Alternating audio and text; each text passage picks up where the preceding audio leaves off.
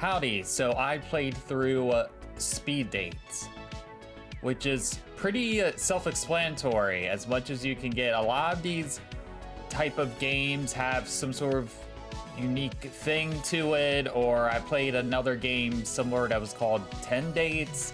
This one's just Speed Dates. They just got the full generic term right there in the title. Now, this is made by a Turkish company, so the entire game is in Turkish. There is subtitles, and for the most part, they work pretty well. You're playing in this character who is going on dates with 16 different women, and that's what the game is. Often, as you're talking to them, they'll give you options for questions that they ask you. It really depends on the person. And you just go through each and every one of them, and if you connect with them, you get a green check mark. If not, you get an X mark. And by the time I got through it, I only connected with 2 or 3 people in my experience.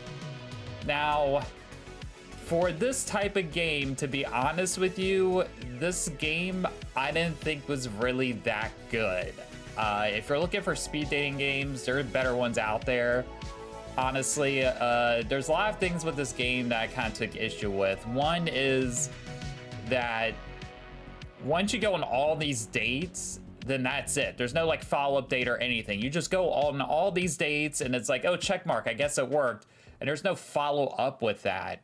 So you're just seeing all these different people. Once you get through it, that's it. The game just randomly ends. Now you can pick the order in which you choose to go on these dates. But otherwise, that's it. It's just going on these speed dates and you're done. So the game is kind of boring, to be honest with you. Going on 16 dates in this game felt like it took forever.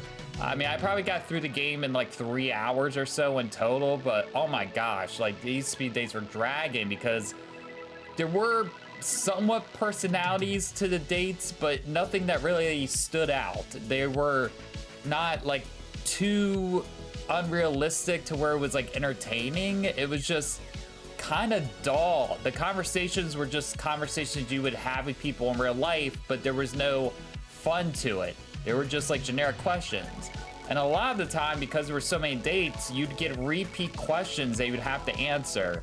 They might be told in a different way, but sometimes you get the exact same options, and it's like, oh, do you like to cook? And you answer, oh yes, I like to cook. Then somebody else will mention something earlier and you have the option to choose either or again. And it just gives you no character to the character that you're supposed to be playing. Like this guy just can answer every question randomly, but he can easily contradict himself at any point, depending on how you answer the question. There was no consistency. And I tried to answer the questions the same way, but sometimes too, he would on his own like answer certain questions that you don't get multiple choice for that would contradict what I was saying before when given the option. Because that's the thing, some of the questions get asked, you get a chance to answer, but other ones, the character just answers himself.